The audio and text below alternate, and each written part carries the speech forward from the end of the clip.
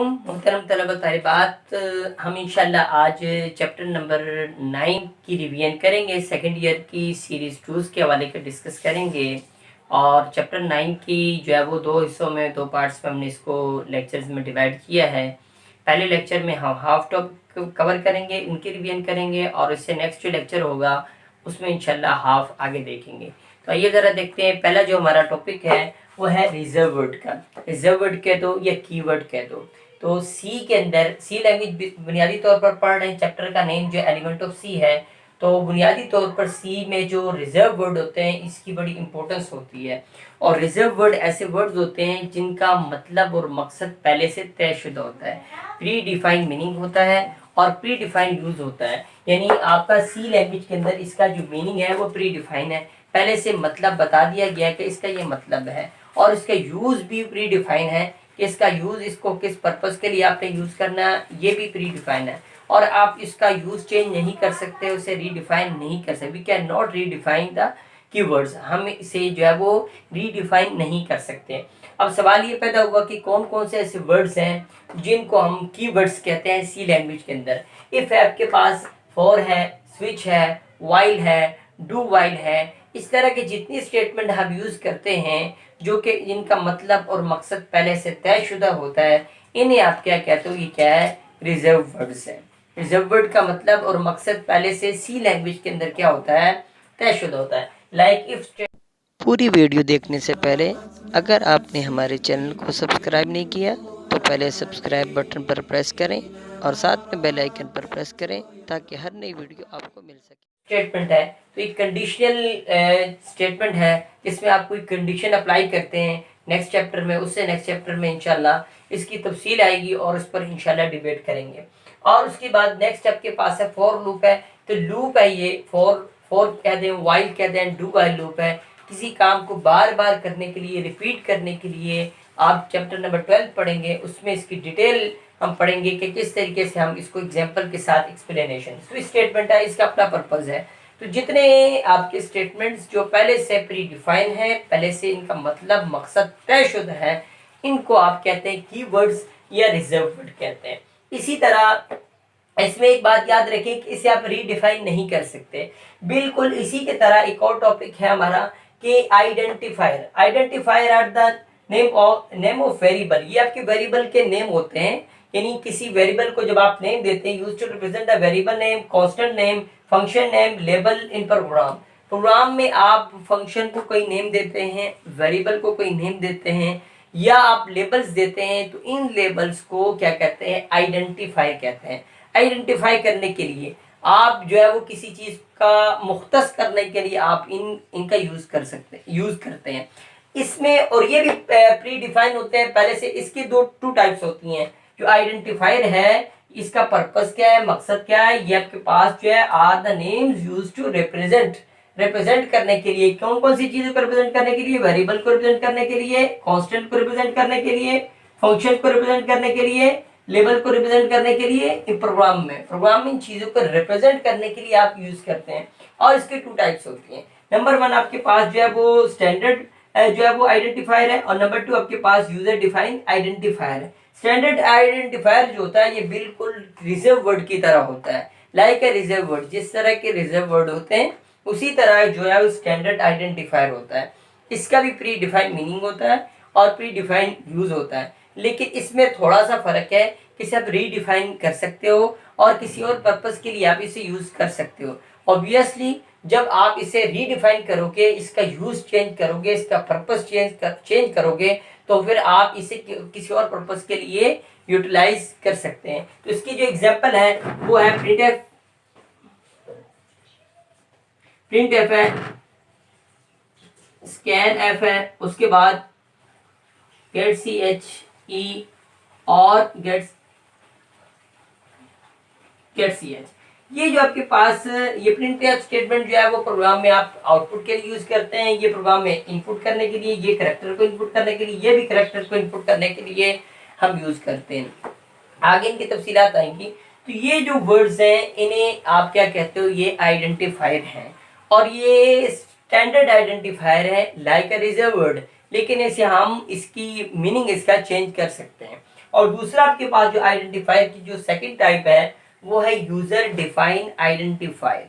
User define identifier कौन से होते हैं कि programmer need to access memory for the storing data program result, यानी जो प्रोग्रामर है उसको प्रोग्राम क्रिएट करते हुए उसे फील हुआ कि यहाँ पर मुझे किसी आइडेंटिफायर की जरूरत है, मेमोरी लोकेशन की जरूरत है, तो वो नए आइडेंटिफायर क्या करता है, क्रिएट करता है, वो डेवलप करता है, वो बनाता है। और जाहिर बात है जब आप आइडेंटिफायर बनाते हो या वेरिएबल को बनाते हो या वेरिएबल आप डिक्लेयर करते हो तो उसके लिए मेमोरी की जरूरत होती है। तो ये मेमोरी तक जो है मेमोरी को रिजर्व करने के लिए इस मकसद के लिए आपका यूटिलाइज होता है और ये आपके सामने आता है। तो दो चीजें होगी, पहली बात हमने की reserved pre defined meaning predefined use, साथ में हमने बात की जो है वो आगे आइडेंटिफायर की। आइडेंटिफायर आपको बताया कि रिप्रेजेंट करने के लिए आपको कांस्टेंट को, वेरिएबल को, व्हाटएवर जो भी है उन चीजों को। और उसके आगे टू टाइप्स हैं, नंबर 1 आपको स्टैंडर्ड आइडेंटिफायर और नंबर 2 जो है वो आपके पास जो है user defined identifier. Standard identifier already defined होता है और pre defined meaning predefined use होता है, लेकिन आप रीडिफाइन कर सकते हो। और जो आपके पास यूजर डिफाइंड आइडेंटिफायर है ये जो है वो according to need, according to requirement, जब जो यूजर को, प्रोग्रामर को, जो प्रोग्राम क्रिएट करने वाला है उसको जब जरूरत होती है मेमोरी लोकेशन की, उस वक्त वो आइडेंटिफायर क्या करता है, डिक्लेयर करता है, या उसको बनाता है, उसको क्रिएट करता है। ये आपके पास टू टाइप्स होगी।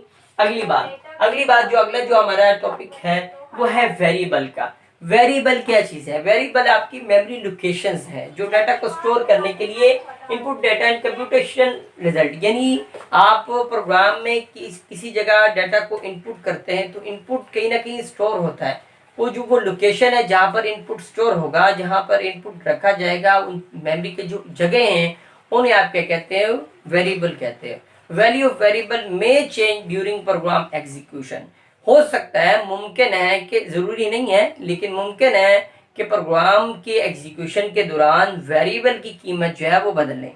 प्रोग्राम की एग्जीक्यूशन के दौरान वेरिएबल की कीमत क्या हो, बदले। और ये जो आपके पास वेरिएबल होते हैं ये रैम के अंदर के, ओबियसली जब प्रोग्राम रन करता है तो उस वक्त ये रैम के अंदर ये क्रिएट होते हैं। तो जब रैम के अंदर कोई चीज क्रिएट होती है तो वो टेम्परेरी होगी, वो मुस्तकिल कांस्टेंट नहीं होगी, मुस्तकिल तौर पर परमानेंट नहीं होगी आपके पास, क्योंकि रैम आपको पता है कि वोलाटाइल मेमोरी है। और वोलाटाइल मेमोरी ऐसी मेमोरी होती है when program computer turn off data loss from memory, this kind of memory is called a volatile memory. जब कंप्यूटर को टर्न ऑफ करते हैं, बंद करते हैं, जो डाटा पड़ा होता है मेमोरी के अंदर वो लॉस कर जाए, ऐसे मेमोरी को कहते हैं वोलाटाइल मेमोरी। तो रैम के अंदर ये क्रिएट होते हैं at the time of execution, इसको असाइन होता है। लाइक मैं आपसे कह दूं कि ये आपके पास एक वेरिएबल है, एक क्या है, एक वेरिएबल है। अब इस वेरिएबल को मैंने लिख दिया, वेरिएबल कुछ भी हो, वेरिएबल को उर्दू में कहते हैं मुतगय्यर। वेरिएबल का माना ये है कि इसकी वैल्यू चेंज हो सकती है, जरूरी है कि ए बी सी, आप कुछ भी यूज कर सकते हैं वेरिएबल।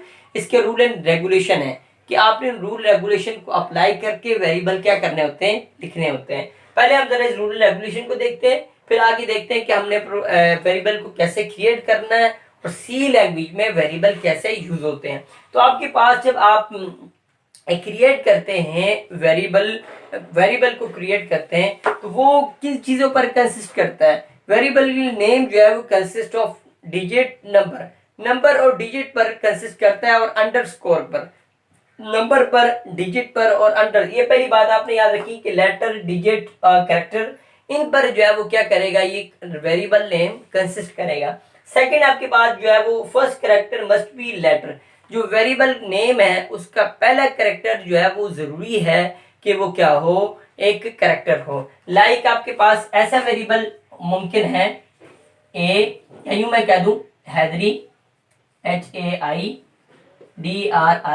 1 2 3, ऐसा मुमकिन है वेरिएबल क्रिएट हो सकता है। बट ऐसा मुमकिन नहीं है कि मैं ऐसा वेरिएबल क्रिएट करूं कि 1 2 3 एंड हैदरी, ये अलाउ नहीं है, ये मुमकिन नहीं है। जो फर्स्ट कैरेक्टर है वो जो फर्स्ट आपका जो है वो लेटर होगा वो मस्ट बी कैरेक्टर, कोई ना कोई कैरेक्टर होना, अल्फाबेट होना चाहिए कोई ना कोई जो है वो। आप हाँ अंडरस्कोर आप यूज कर सकते हैं, आप यूज स्टार्ट कर सकते हैं, अंडरस्कोर हैदरी 1 2 3 इस तरीके से स्टार्ट कर सकते हैं। बट ये एक अच्छी प्रैक्टिस नहीं है कि आप वेरिएबल नेम को वो जो है वो अंडरस्कोर से क्या करें, स्टार्ट करें।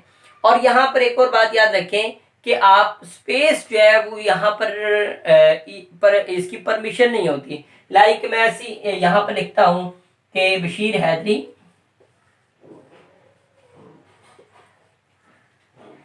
और यहां पर मैंने लिख दिया हैदरी,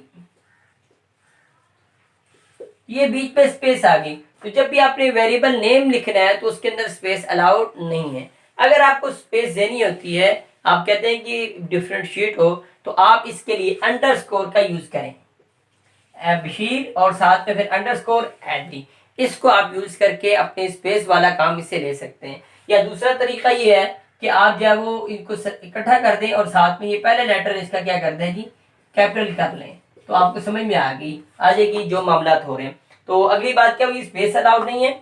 मैक्सिमम कैरेक्टर जो है, अच्छा जो आपके पास ये जो आपके पास लेटर होंगे, ये कैपिटल लेटर में भी हो सकते हैं, ये स्मॉल लेटर में भी हो सकते हैं। जिस तरह लाइक हमारे सामने बशीर मैंने बी कैपिटल लिखा है, एच कैपिटल लिखा है, बाकी स्मॉल लेटर में किसी भी हो सकते हैं। लेकिन ये याद रखें कि जो सी लैंग्वेज है केस सेंसिटिव लैंग्वेज है। केस सेंसिटिव लैंग्वेज का मतलब ये है कि इसमें कैपिटल लेटर में और स्मॉल लेटर में ग्रेट डिफरेंस है। अगर कैपिटल लेटर में आपने कुछ लिखा है वो स्मॉल लेटर के इक्वल नहीं हो सकता, स्मॉल लेटर में कुछ लिखा है वो कैपिटल लेटर के इक्वल नहीं हो सकता, क्योंकि American standard code for information interchange के अंदर हर एक कैरेक्टर के लिए कोड है। लाइक आपके पास जो कैपिटल ए है उसके लिए कोड यूज होता है 65, और जो स्मॉल ए है उसके लिए यूज होता है 97। तो इनकी अपनी अपनी एक बाइनरी बनती है, इसकी बाइनरी बनती है 00001, बल्कि एक और आएगा, और इसी तरह इसकी बाइनरी जो है वो आप क्रिएट करेंगे तो वो कुछ और बनेगी। तो इनकी इसका जो कोड है वो अलग है, इसका कोड अलग है। तो इसीलिए कैपिटल लेटर एक अलग चीज है, स्मॉल लेटर एक अलग चीज है। ऐसे मुमकिन नहीं है कि स्मॉल लेटर और कैपिटल लेटर में कोई फर्क ना हो, ये एक सेंसिटिव लैंग्वेज है। अच्छा, जब आपने क्रिएट करना है वेरिएबल तो उस वक्त आपने देखना है कि कोई कीवर्ड तो यूज नहीं कर रहे आप। इफ है, इफ एल्स है, व्हाइल है, डू व्हाइल है, फॉर है, व्हाटएवर, इसी तरह के जितने भी कीवर्ड्स हैं आप जो है वो वेरिएबल नेम को क्रिएट करते हुए नहीं लिख सकते। साथ में आप डाटा टाइप भी नहीं लिख सकते। आप डाटा टाइप कौन सी, आपके पास इंट है, शॉर्ट इंट है, लॉन्ग है, डबल है, फिर उसी फ्लोट है, कैरेक्टर है, CHAR, ये आपके पास डाटा टाइप्स हैं। तो इन डाटा टाइप्स को आगे पढ़ेंगे, इसका टॉपिक भी आप हमारे सामने आगे आने वाला भी कि डाटा टाइप क्या है, उनका पर्पस क्या है। तो इन डाटा टाइप को भी आप as a variable name use नहीं कर सकते। और एक बात और याद रखें बड़ी इंपॉर्टेंट, वो ये कि एक वेरिएबल को एक बार ही आप यूज कर सकते हैं, नेम दे सकते हैं, उसकी डाटा टाइप बता सकते हैं, बार बार नहीं कर सकते। लाइक फॉर एग्जांपल मैं आपसे कह दूं, यहाँ पर हम आ जाते हैं जरा डिक्लेरेशन की तरफ, ताकि आपको इस चीज की भी समझ आती रहे कि वेरिएबल डिक्लेरेशन क्या है। वेरिएबल को कोई नेम देना वेरिएबल डिक्लेरेशन है। वेरिएबल का कोई नेम देना टेल्स कंपाइलर, कंपाइलर को बताता है द नेम ऑफ वेरिएबल। जो वेरिएबल डिक्लेरेशन है ये याद रखें, declaration of the variable, declaring a variable क्या है, आप वेरिएबल को एक नेम देते हैं जो कंपाइलर को बताते हैं। टेल्स जो variable declaration tells compiler the name of variable, ये जो वेरिएबल का नेम है वो बताता है। लाइक हमने बता दिया कि ए, तो ये ए जो है वो कंपाइलर को बताता है कि वेरिएबल का क्या है, नेम है। और जब आपने इसको डिक्लेयर करना होता है उस वक्त आपने इसे डिफाइन भी करना होता है। डिफाइनिंग अ वेरिएबल क्या है आपके पास, डिफाइनिंग वेरिएबल क्या, set memory location for the variable. Defining जो आपके पास वेरिएबल है वो जो है वो मेमोरी लोकेशन को सेट करता है कि ये अगर फॉर एग्जांपल इंटीजर वेरिएबल है तो इसके लिए मेमोरी में 2 बाइट्स जो है रिजर्व होंगी, और अगर ये लॉन्ग वेरिएबल है तो इसके लिए जो है वो 4 जो है वो मेमोरी की लोकेशन 4 बाइट्स की जो है वो रिजर्व होगी। अगर ये डबल है तो उसके लिए इतनी है, अगर ये फ्लोट है तो उसके लिए इतनी है। तो जो वेरिएबल आप डिफाइन करते हैं तो वो बताता है कि ये वेरिएबल ने मेमोरी में इतनी प्लेस को ऑक्यूपाई करना है, इतनी जगह को क्या करना है, ऑक्यूपाई करना है। लाइक मैं यहाँ पर कह देता हूं कि इंट ए।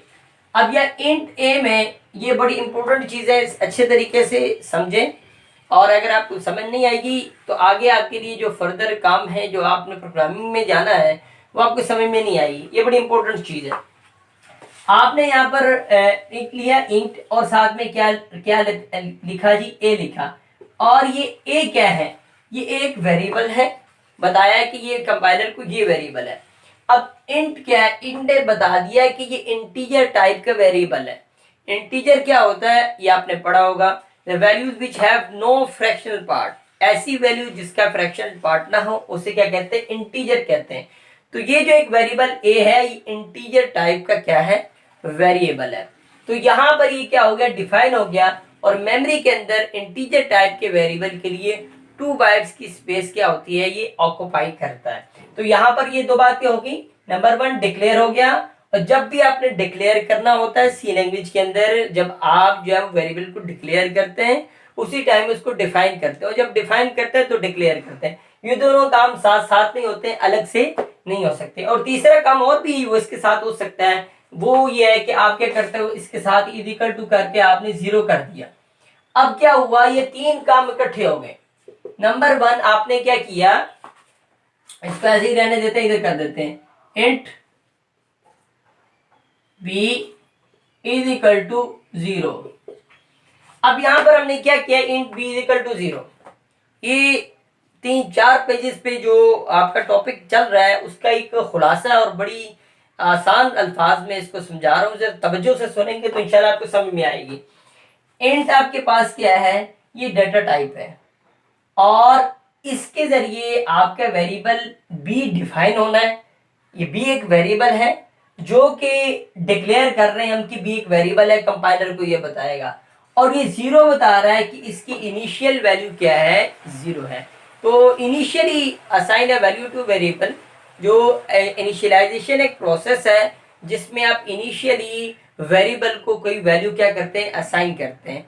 लाइक मेमोरी के अंदर ऑलरेडी कोई गार्बेज वैल्यू पड़ी हो, ऑलरेडी मेमोरी के अंदर एक वेरिएबल यूज किया हो, और उसके लिए कोई मेमोरी लोकेशन हुई है, उसके अंदर कोई वैल्यू स्टोर हो, जब आप कोई अपना इसको इनिशियलाइज ना करें और कोई इनिशियल वैल्यू ना दें, तो मेमोरी वेरिएबल को यूटिलाइज कर लें, यूज कर लें, तो उसके अंदर कोई वैल्यू आएगी, अनएक्सपेक्टेड रिजल्ट आएगा और आपके किसी काम का नहीं होगा। आपका रिजल्ट क्या हो सकता है, चेंज हो सकता है। तो दैट्स व्हाई हम इसे क्या करते हैं, इनिशियलाइज करते हैं। जब भी आप इसको डिक्लेयर करते हैं, आप उस वक्त भी कर सकते हैं, आप नेक्स्ट लाइन में भी आप इसको क्या कर सकते हैं, जो है वो इनिशियलाइज करते हैं। ये गार्बेज को क्या करता है, खत्म करता है, पूरा क्रिकेट को क्या करता है, खत्म करता है। ये बड़ी इंपॉर्टेंट चीज है। ये 3 बातें आपकी बहुत, जब तक आप इसको अच्छे तरीके से दोबारा इसको देख लें। नंबर 1 डिक्लेरेशन, आप एक वेरिएबल सामने लेके आते हैं कंपाइलर को, ये डिक्लेरेशन है, लाइक ए है, डिक्लेयर हो गया।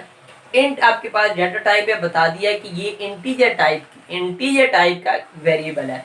और इनिशियलाइजेशन क्या है, इनिशियली स्टार्ट में आप वेरिएबल को कोई ना कोई नेम देते हैं, उसे क्या कहते हैं, इनिशियलाइजेशन कहते हैं। तो यहाँ पर ये होगी बात। रूल एंड रेगुलेशन भी हमने पढ़ ली है।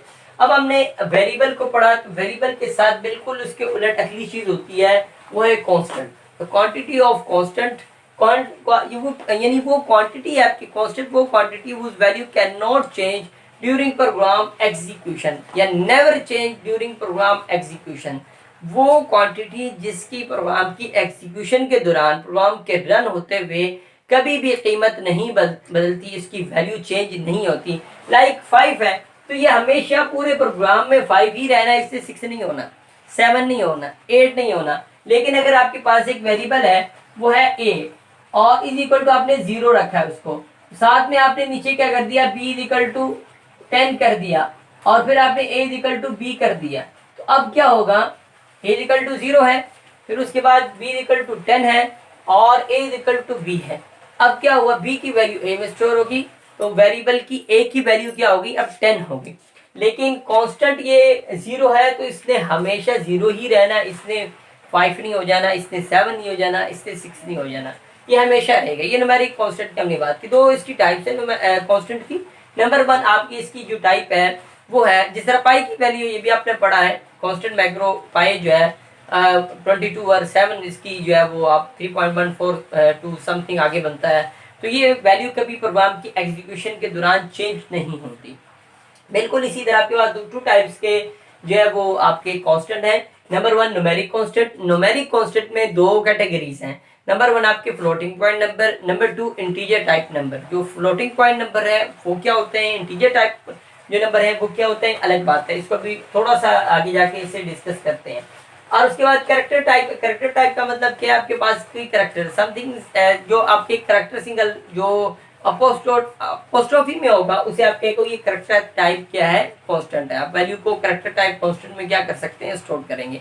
अब ये आप कहेंगे ए लिखा हुआ है, ये ए लिखा हुआ है, ये बी लिखा हुआ है, ये वेरिएबल है। ये ए और बी अपोस्ट्रोफी में एज अ वेरिएबल नहीं है, ये एज अ कांस्टेंट है, इनकी वैल्यू चेंज नहीं होनी, इन्होंने यही रहना है। उसके बाद क्या जी, डाटा टाइप क्या है, data set of values and set of operation on those value. जिस तरह हमने अभी बात की कि इंट डाटा टाइप है, तो set of values and set of operation on those value. जो डाटा टाइप और टाइप ऑफ वेरिएबल को रिप्रेजेंट करती है कि वेरिएबल कौन सी टाइप का है, किस कैटेगरी का वेरिएबल है, किस टाइप का ये वेरिएबल है।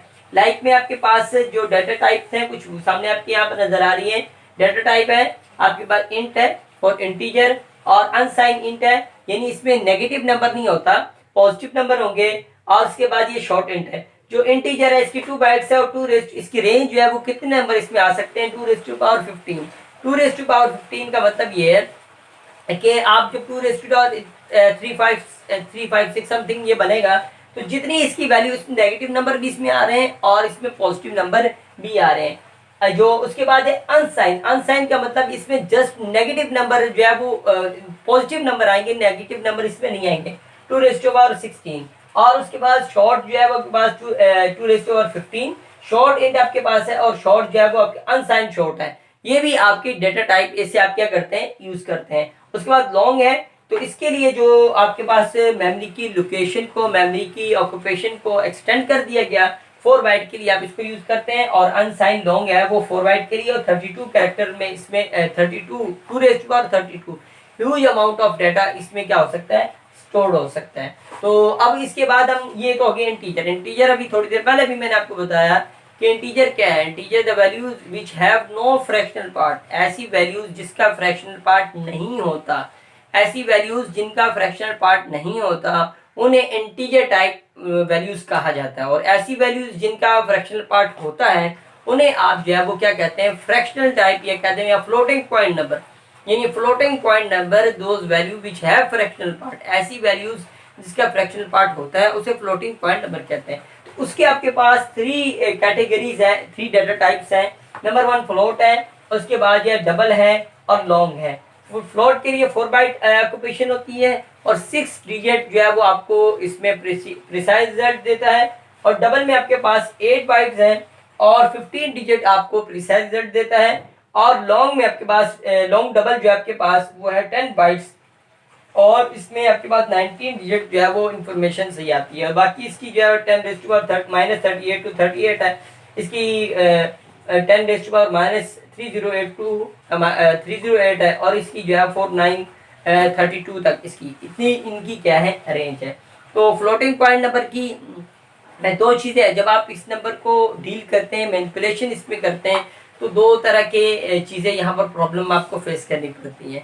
नंबर 1 जिसे आप कैंसिलेशन एरर कहते हो, तो कैंसिलेशन एरर में 2 कैटेगरीज हैं। नंबर 1 ओवरफ्लो और नंबर 2 अंडरफ्लो। जब आप 2 छोटे नंबर को ऐड करें, आपस में मैनिपुलेट करें और छोटे नंबर इतने हो कि रिजल्ट में आपको क्या आ जाए, 0 आ जाए, रिजल्ट आपका क्या आ जाए, 0 आ जाए, तो उसमें उसको अरिथमेटिक अंडरफ्लो कहा जाता है। और जब आप 2 बड़े नंबर को आपस में ऐड करें और उसमें फ्लोटिंग पॉइंट नंबर को आप ऐड करें और रिजल्ट बहुत ही बड़ा आ जाए, टू लार्ज आ जाए, तो उसे क्या कहेंगे, ओवरफ्लो। अंडरफ्लो जारी बात है, लफ्ज से ही है। अंडरफ्लो यानी छोटा रिजल्ट क्या आ रहा है, आप एक्सपेक्टेड रिजल्ट से छोटा रिजल्ट आ रहा है, उसे आप क्या कहोगे, या 0 आ रहा है, तो वो आपके पास अंडरफ्लो है। और एक्सपेक्टेड रिजल्ट से जब आप बड़े नंबर को आपस में ऐड करते हैं तो बहुत बड़ा रिजल्ट जब आपके सामने आता है, उसे आप क्या कहते हो, ये आपका जो है वो ओवरफ्लो है। तो साथ में एक और डाटा टाइप हम यूज करते हैं, वो है जी CHAR। अब ये जो CHAR है, ये डाटा टाइप करेक्टर टाइप के यूज होती है। अगर आपने करेक्टर टाइप का वेरिएबल यूज करना है, फॉर एग्जाम्पल मैं कहता हूँ A, तो अब यहाँ पर जो A है ये है तो वेरिएबल, लेकिन इसकी जो डाटा टाइप है वो क्या, करेक्टर है। इसमें जो वैल्यू स्टोर होनी है वो करेक्टर वैल्यू स्टोर होगी, न्यूमेरिक वैल्यू इसके अंदर स्टोर नहीं होगी। तो ये करेक्टर टाइप को क्या करेगा, डील करेगा। तो ये पहला जो पार्ट था हमारा, इसको मैं थोड़ा सा जो है क्विकली इसको रिवाइज करवाता हूँ। आज हमने रिजर्व वर्ड को पहले देखा कि pre defined meaning, predefined use है। आइडेंटिफायर में भी आपके पास जो है वो वेरिएबल को कांस्टेंट को रिप्रेजेंट करने के लिए आप यूज करते हैं। इसके टू टाइप्स है, स्टैंडर्ड आइडेंटिफायर और यूजर डिफाइंड आइडेंटिफायर। तो जो स्टैंडर्ड आइडेंटिफायर है, स्टैंडर्ड वो identifier like a reserve word है, predefined meaning, predefined use, लेकिन रीडिफाइन कर सकते हैं। रिजर्व वर्ड को रीडिफाइन नहीं कर सकते, रीडिफाइन कर लेंगे तो किसी और मकसद के लिए आइडेंटिफायर को यूज कर लेंगे। अगली बात, फिर हमने बात की वेरिएबल की मेमोरी लोकेशन होती है, और जो है ड्यूरिंग प्रोग्राम एग्जीक्यूशन डाटा जो है वो वेरिएबल के अंदर क्या होता है, स्टोर होता है। और ये वेरिएबल क्रिएट रैम के अंदर क्रिएट होता है, और रैम के अंदर जब क्रिएट होता है तो उसका मतलब ये वोलाटाइल है। तो मेमोरी में से डाटा ये जो टेम्परेरी स्टोर होता है, परमानेंटली स्टोर नहीं होता। रूल फॉर नेमिंग वेरिएबल को हमने देखा, पहला रूल हमने ये देखा कि किस पर कंसिस्ट करता है, नंबर भी हो सकता है, लेटर कुछ भी हो सकता है। नंबर 2 हमने यहाँ पर देखा कि फर्स्ट कैरेक्टर जो है इसका मस्ट बी लेटर, कोई भी जो फर्स्ट कैरेक्टर होगा वो क्या होना चाहिए, लेटर होना चाहिए। आप जब वो रिजर्व वर्ड को यूज नहीं कर सकते, डाटा टाइप का यूज नहीं कर सकते, स्पेस आपको यहाँ अलाउड नहीं है। हाँ, एक चीज यहाँ पर जो है वो उसके अंदर रहेगी कि मैक्सिमम कैरेक्टर जो आपके वेरिएबल नेम के हैं वो 31 होने चाहिए। इससे अगर आप एक्सटेंड करेंगे, आप इसे बढ़ा देंगे तो बाकियों को क्या कर देगा, स्किप कर देगा। और उसके बाद जो है वो सिंपल जो है वो एक वेरिएबल जब आप बनाए तो एक वेरिएबल एक डाटा टाइप के लिए एक वेरिएबल होगा, आप 2 डाटा टाइप के लिए सेम वेरिएबल यूज नहीं कर सकते। फिर हमने बात की डिक्लेरेशन की, डेफिनेशन की और इनिशियलाइजेशन की। डिक्लेयर क्या है, वेरिएबल का नेम जो है कंपाइलर को बताना कि ये ABCD एक्सेट्रा कोई भी है, ये वेरिएबल है, इससे यूज होना है। तो ये जनाबे वाला कंपाइलर को बताना, ये डिक्लेरेशन है। उसके साथ मेमोरी की एलोकेशन होती है, वो जो डिफाइन से करते हैं। जब डाटा टाइप लिखते हैं तो वो डिफाइन करता है वेरिएबल को, अच्छा ये एक वेरिएबल है और इसकी डाटा इंटीजर टाइप का है, तो इसकी इतनी वैल्यू यहाँ पर क्या होगा, इतनी मेमोरी लोकेशन इसके लिए रिजर्व हो जाएगी। और इनिशियलाइजेशन में क्या, इनिशियली एक वैल्यू आ जाती है। साथ में जो है वो सिंपल सी बात है, आगे हमने बात की कांस्टेंट की, जिसकी वैल्यू कभी चेंज नहीं होती ड्यूरिंग प्रोग्राम एग्जीक्यूशन, वैल्यू क्या रहती है, सेम रहती है। न्यूमेरिक टाइप का भी हो सकता है, नंबर पर भी कंसिडर कर सकता है, फ्लोटिंग पॉइंट प्लस, और साथ में जो है वो आपका इंटीजर टाइप का, और इसकी सेकंड कैरेक्टर टाइप है। और फिर आगे जो है वो आपके सामने जो है वो हमने डिस्कस किया डाटा टाइप को, set of values and set of operation on those values. Set of values और set of operation on those values is called data type. Data type बताता है represent the type of variable, variable का type बताता है कि ये variable किस type का है, किस कैटेगरी का, फ्लोट है, डबल है, कैरेक्टर टाइप का, जिस टाइप का वेरिएबल है वो आपको बता देता है। और इसकी यहाँ पर हमारे पास डाटा टाइप और भी डाटा टाइप काफी सारी हैं, लेकिन यहाँ पर जो आपकी डिस्कस हुई है, इंटीजर के लिए हमने यूज किया, फ्लोट के लिए किया और कैरेक्टर के लिए किया। तो अभी तक के लिए इतना ही। और अगर आपको कुछ प्रॉब्लम हो, कोई आपको चीज़ में कन्फ्यूजन हो, तो आप मुझसे पूछ सकते हैं। आप जैसे मुझसे रब्ता कर सकते हैं, कमेंट्स में भी पूछ सकते हैं, और भी बाकी जिस तरीके से व्हाट्सएप पे जिन स्टूडेंट्स का रब्ता है वहाँ भी पूछ सकते हैं। इंशाल्लाह मैं आपको एक्सप्लेन कर दूँगा। अस्सलामु अलैकुम व रहमतुल्लाहि व बरकातहू।